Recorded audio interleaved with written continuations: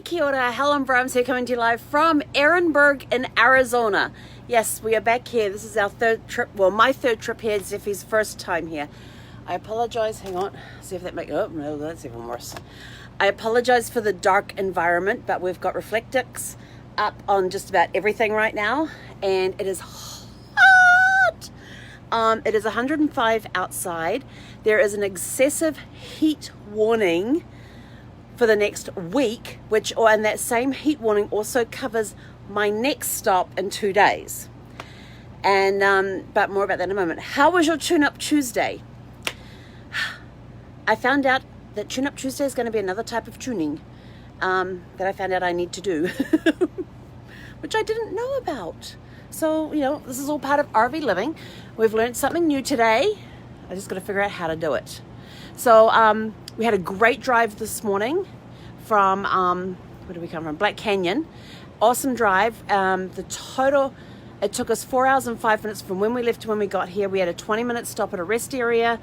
We had, and then we stopped for gas, which was about 30 minutes because there was a line inside the store. And while I'm out filling up with gas, fortunately the area where we were filling up with gas was under shade, so that was good. I got one of the sugar-free Powerades, Gatorades or something, so I thought I need to replenish the electrolytes. And God, the light in here is disgusting.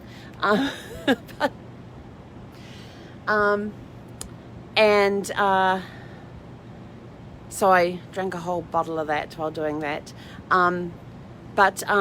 The inside of the interior, now the only windows we hadn't done with the reflectix were the main window across the front and the two side windows, and also the door and the one behind the recliner. So let me turn this around. So this does not have reflectix on it because that blind is one of those UV protection blinds that is a temperature control thingamy-bob. The same with the curtain there. So those two don't have reflectix on. The sun is not coming in that window yet. It probably will in the morning. So we'll put reflectix up tonight on that window, but it's out of the sun. Our main window is done, as you can see. This window you can't see, but we put the reflectix up on that today too. It's all Velcroed in place. This was the other window we hadn't done that got Velcroed in. All the other windows, this one, that one, the kitchen one, and the three in the bedroom, we got them all done yesterday, and the RV did amazing. The only AC we had on in the RV today when we were driving was the one that's on the dash that comes on when the engine's on. That's the only one we did, and it stayed consistently 84 degrees in here today, even though we were driving through 100 and, high 90s, low 3 digits. It's currently 105 outside. Let me show you this. Let me show you this. Okay, hang on. Turn around here. Okay, 101 in the bedroom. That's the bedroom temperature. That's the main area temperature, the main room. So I got in contact. So I put a message into the Fleetwood Bounder Facebook group saying, hey, this is the biggest culprit right now. It is so hot, and just in this area here, there is a huge difference between the temperature in this area, the main area, and the bedroom. It's because of this. And I have a solution for that, but I can't do anything about it right now. And I'll explain why in a minute. So I put a message into my phone. But when we got here, of course, Zeffie had to go out. So we put all the reflectix up and then went for a walk. And as soon as we got down into the street and she saw the dog park, she just starts hauling on the leash. She's 32 pounds. She was pulling me along to get to the dog park. And she didn't do much running around. And they had this nice big tree, nice big shade. We're right down there by the Colorado River. We've got the Colorado River that's between us and California. So this side of the river is Arizona, the other side's California. Got down there, beautiful breeze, and sitting under that shade was just gorgeous. If you want to see how cool it was, just go check out the live that we did in Zeffie's Facebook group, because we of course evaluated the park like we do with all the dog parks now at the campgrounds as we go along. So we did that, and we came back and we had both ACs going, and it was hot in here. And we've been swallowing, drinking a lot of water, So then I thought, this is ridiculous because it should not be this hot inside. And when you touch the walls, so like touching these outside walls, they're barely warm. And when you touch the reflectix that's on, and the sun is, I'm standing on the passenger side, so the sun is all on the driver's side and onto the front window right now. But even when you touch the wall on the driver's side, they're barely warm. You touch the reflectix, hardly anything. And so I put a note into the Fleetwood Bounder Facebook group and said, hey, this is my problem right now. It's 105 outside and inside I'm only 3 degrees cooler than outside in one area. I says, what do I do? Help. This is what I've done. They said, oh, did you have your ACs running while you were driving? I went, no. I said, because my generator, I've got to get that serviced because the exhaust for the generator backs up inside the RV and sets off my propane detector. Where is my propane detector? That's a very good question. Glad you asked. There's my propane detector. The exhaust backs up enough to set that off. So, and I said, no, I said, because it sets off. So I said, the only thing I had going today was the dash AC, and it stayed consistent 84 degrees the entire way inside. So, which was actually pretty good because it was, like I said, high 90s to low 100s. And when we got here, I think it was like 101 when we arrived here, and we got here around, what time did we get here? We left at 8:20, so we got here around 12:30. No, left at 8:25 and got here at 12:30. So I said, so it was like that. And I said, but I've got both ACs going. I'm on 50 amps. Both ACs are going. And I said, and the temperature's just rising in here. And somebody comes back and says, well, did you clean your coils? And I'm like, what coils? And apparently our AC unit has condensing coils and evaporator coils, and you have to clean them at least once a year. And I'm like, okay. The second unit went in either end of September, beginning of October last year, and they told me they serviced the front unit at the same time. So it hasn't even been a year. But so I've been watching YouTube videos on how to clean the coils, and they're all talking about taking vacuum cleaners up on the roof with hoses and flushing and cleaning them and all that. And I'm like, oh my God, I don't even know how to do that because my vacuum cleaner is a stick vacuum cleaner, and you need to get the actual hose piece with the brushes on it.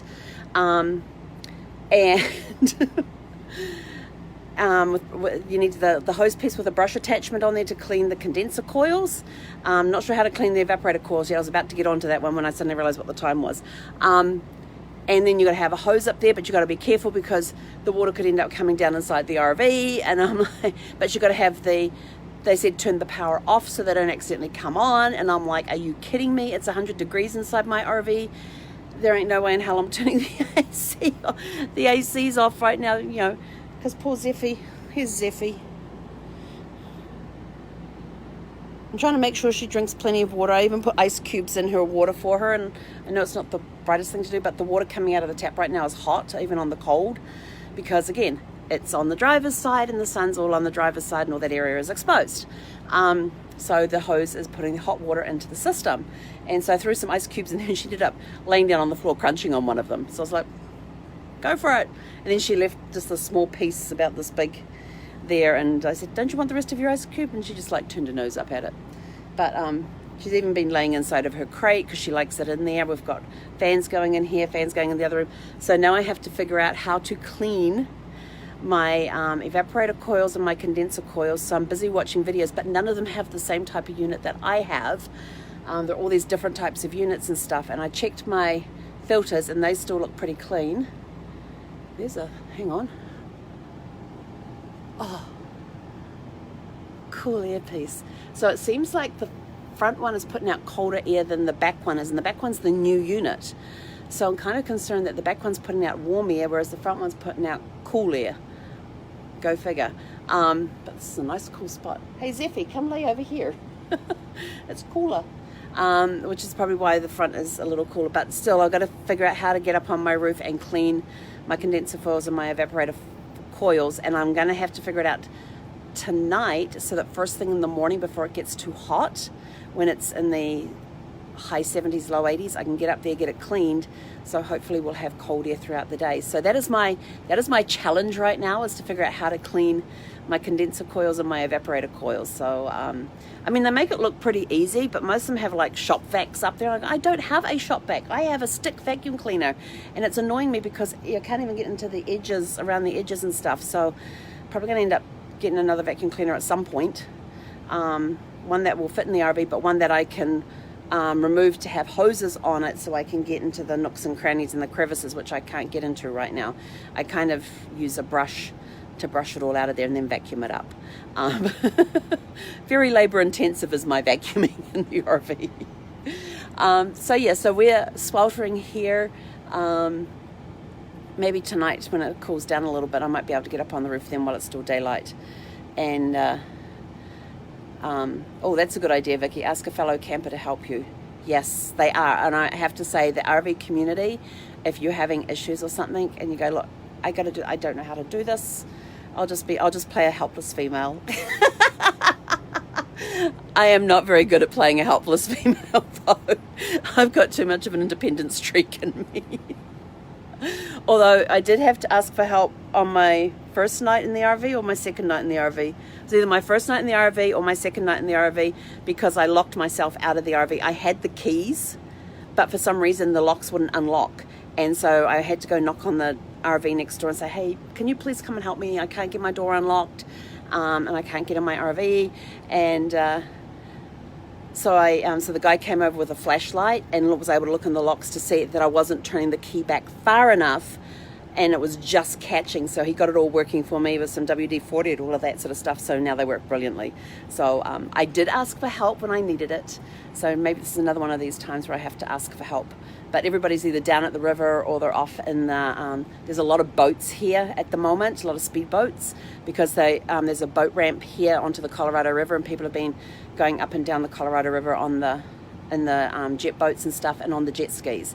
So there's a lot of trailers as we walk, and we're about halfway down the campground. We're halfway between the front of the campground and the river, and when we walked down earlier, we're passing all these boats, the boats on trailers covered up. We're passing jet skis that were covered up. We get down to the water. There's a no parking area, and there's a sign that says no parking, and there's a car with a trailer parked right there. I'm like, really? It says no parking, and you're parked right next to a no parking sign. Go figure. So, but yeah, we do have to go for a walk later to take Zeffie out, but the problem is I'm trying to make sure that she stays hydrated, and I keep telling her to go get some water and stuff, and she just looks at me. But might have to like douse her with some water, because I know dogs can overheat very easily, and I don't want her to get overheated. So maybe I will go ask some nice friendly RV person if they can help me clean my coils, and then we can have some cold air coming in. So maybe that's what it is, because one video I just started watching was talking about that if you've been in dusty conditions, a lot of dust and stuff will get caught up in there, and I'm like, oh hell yeah, we've been in some dry dusty places, yes, definitely. And we've been in areas where the wind picks up in the afternoon, and it's a dry dusty campground, and the winds pick up in the afternoon and bathe your entire RV in dust. So yeah, the coils probably do need cleaning.